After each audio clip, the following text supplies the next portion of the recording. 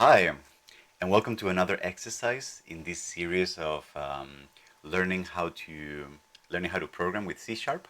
This is going to be a super simple practice exercise where we're going to write a small console application, which is going to be like a small calculator. So what I want to do is I want to write something that takes two values as inputs from the user. So you can type 3 and 5.7, right? And then the calculator is going to crunch a bunch of operations with these two numbers, like the addition, the subtraction, whatever, and they're going to output these values to the console. Okay? So how are we going to do that? We have learned on this series already how to take input from the console, and we have learned also a lot of arithmetic operations. So we're basically just going to pack everything together and make a small program that displays all these arithmetic operations between the two numbers. So what is the first thing that we want to do? We're going to take input from the user. So ask the user to input two numbers, okay? And then what I'm going to do here is I'm going to say console write line enter first value, and then I'm going to create a console read line so that the user enters some information. And as we saw before, we need to capture this information that is coming back from the readline function into a variable. So I might be tempted to say, oh, because I want numbers, then what I should do is this variable should be of the type double. So for example, value 1 is going to be whatever comes in from readline. Okay? But you can see that this is not going to work. It's not going to work because the type that this function returns is a string. And I know this because if I hover over the description, I can see here in the description that what's coming back is something of the type string. And then the compiler cannot implicitly convert automatically from a string to a double. We will have to take care of doing that ourselves. Okay?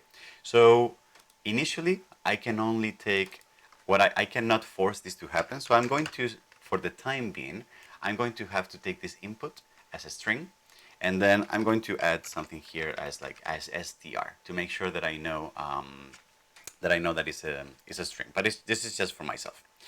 Let me run this code and see if it's working so far. Okay, so it looks like we have something here, and that I can. I keep doing this. I should be doing this before recording the videos. But yeah, so I can type here, for example, 17 from blah, blah, blah, whatever. And then I added this other part here before we started the recording. Press any key to exit, like a message, to just stop the program. Okay? Now, I'm going to copy and paste this. And then I'm just going to modify this, enter the second value.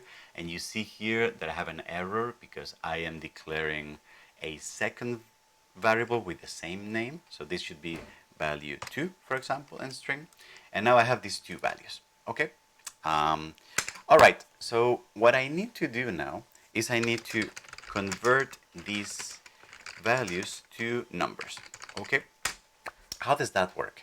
We saw before in the previous videos that there are ways to cast or to convert values from one type to another type. So what we're going to do here is we're going to say, I'm going to create a double variable called val. And for this one, I'm going to use the convert class. So I'm going to use convert dot, and I'm going to say, I need to convert this to a double. And what I want to convert to a double is whatever the user brought in here as val1 str. And I'm going to copy this and paste this. And I'm going to say value 2 is going to be the conversion of this string value into a double. And remember, this also follows this paradigm that we were talking about. This is a function that takes a value, performs some computation, so somehow it takes the strings and it figures out what number is inside of that string, and it returns, you can see it returns a double value that I can store here in my variables. Okay? So I think we're good to go with this. So for example, I can execute this code, enter the first value. That's going to be 3. Enter the second value, 5.6. And then everything went well, so I can press any key and enter, finish this program.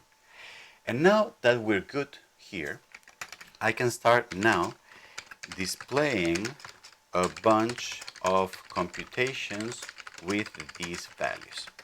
Okay, so for example, I can say, let me create a variable called the addition, and this is going to be the value 1 plus value 2, right? And then I can print to the console the value of this computation. Okay, let's see if it works.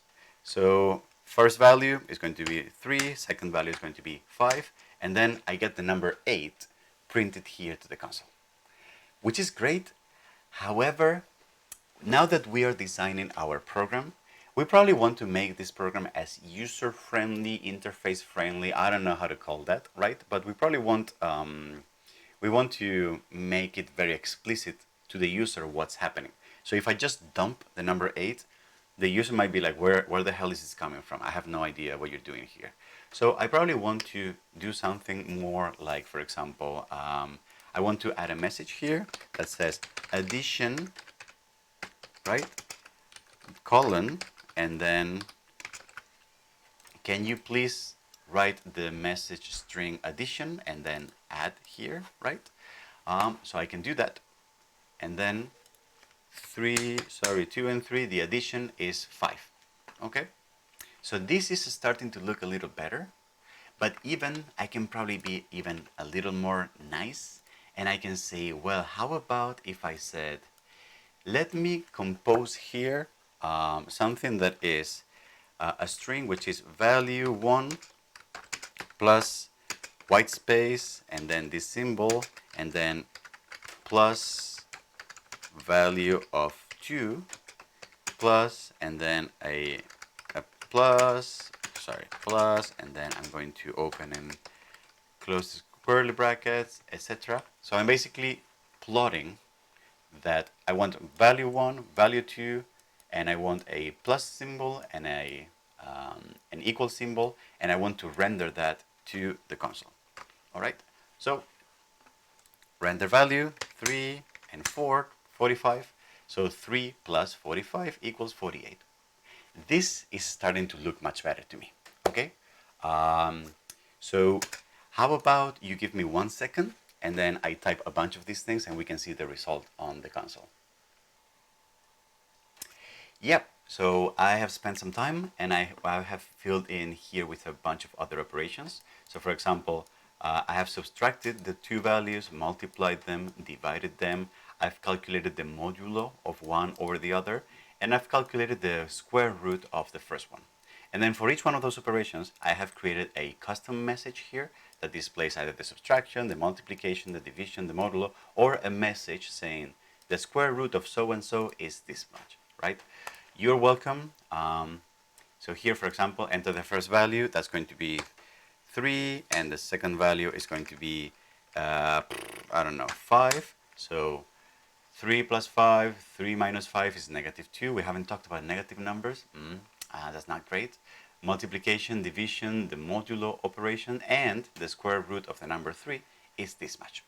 And I've also added a white space here just for the sake of visual clarity, and press any key to exit. So I think this is a really cool calculation. I'm only a little bit annoyed about these lines of code here, one being one after the other. So maybe we can make this even a bit more visual. So instead of write line, so what we can do is we can just use write, and then that will not enter a new line character. So, and then I can give here, add one white space. If I execute this, I hope that the value that I enter is now in line with that. It looks like it is. So if I enter now, this looks a little better, and now I get all these calculations. I could even just write here another message, like for example, I could add here a line without nothing, without anything, an empty line, and then here says, here are some calculations. Boom. Maybe I shouldn't use all caps because it feels like I'm screaming at the user. But whatever. So first value is 3, second value is 4, and then here are some calculations. Boom. And now everything looks a bit more inline. I like the spacing. I like this is the block of inputs. This is the block of outputs. My OCD is a little bit more satisfied right now. Okay, so I think we just finished our first calculator. Is that what just happened? Um, that is what just happened, okay? Which is great. However, I have not talked about the potential problem of the user entering a value that is actually not a number. So for example, how does that work? Imagine that we were to give this out in the wild and to have people use it. And there's probably the possibility that somebody by mistake or purposefully, instead of entering a numerical value, enter something like, for example, a text. If we did that, the current program that we have right now is going to crash. It literally threw an exception, which will crash the program, and then everything will stop working. All right? That is because we have not accounted in our code for the possibility of an error happening due to a conversion that is just not possible. The convert to double function will yield an error because what has been input as SAD, SD, whatever, is just impossible to convert to a number. And then the program decides to crash as opposed to just try to keep going with something that doesn't work. Okay? How can we make our program more resilient to this kind of problems? One way to go about this is to use a try and catch clause. I'm just going to do it, but I will explain how this works a little bit farther down the road in this series. But basically, what I can do is I can open a block called try, and then any code that I insert inside of a try block will be handled in a safe way, which means that any code that runs inside of here will any code that runs inside of a try block, if the code breaks, then the program will not stop working. If the code breaks, then what will happen is that the compiler will try to execute whatever we add on the catch block that needs to go right afterwards. So here I could write a message, for example, wrong inputs, please enter only numerical values. All right, so we can display a message that is saying like, hey, you enter what you did was wrong. Okay. However, you can see that if I do this, and I will explain try and catch farther down in this series tutorial, so don't worry about that too much. But we also have a problem, which is the fact that for some reason, now the computer is not seeing the value of 1 and the value of 2. It thinks that they do not exist in this context, okay? And that is because we have declared these values inside of this block, and there are these rules that I haven't explained yet, which is the scope of variables, which means that these variables only exist in the block that they were declared. All right, I will get to that. You will see a video farther down the road of what that means. Okay, but that means that basically after this block of code executes, val1 and val2 do not exist anymore. So at this point, they are not existing. The solution to that is declaring the variables in a previous block, in a parent block, so that they are visible inside of that block all throughout the program. So this is what I can do is I can declare them here. So I'm going to declare value 1. I'm going to declare value 2. And then here I'm going to remove this because I don't want to declare them again. I just want to use them. Okay?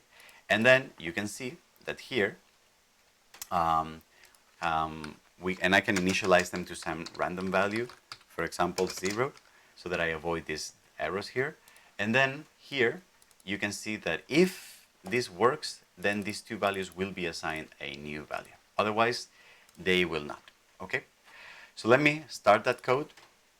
I'm going to say here, enter first value, that's going to be 3. The second one is going to be so-and-so. I get this error, wrong inputs, please enter only numerical values, okay? And you can see also very interestingly how if I divide by 0, I get infinity.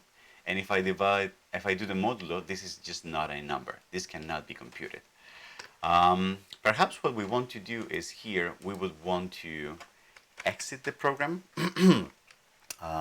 Let me actually look up how to stop a console program from executing, which I don't know really off the top of my head. Yeah, sorry, I forgot. We don't actually need to do anything in special. So let me just copy paste here this message of like, hey, you got something wrong, press any key to exit. And then when you press the exit, then what we're going to do is we're going to add the keyword here, return. We haven't really learned yet how this works, but return is basically a keyword that specifies that whenever we are inside of a function, that function should stop executing. And if possible, return a value or not, okay? So this will stop the program from further executing. So let's see if that works. I'm going to execute this. First value is going to be so-and-so. The other one is going to be so-and-so. Sorry, wrong inputs, please only enter numerical values, and then we don't display anything that is wrong. So press any key to exit, and then boom, we are done. Okay? So, yoo-hoo! We have our first calculator, which also incorporates some kind of safety net and error handling. Again, don't worry too much about the try and catch. I will explain this on a dedicated video. But yeah, but this is how this is working so far. Yoo-hoo! Let's keep learning and how to do more cool stuff, right?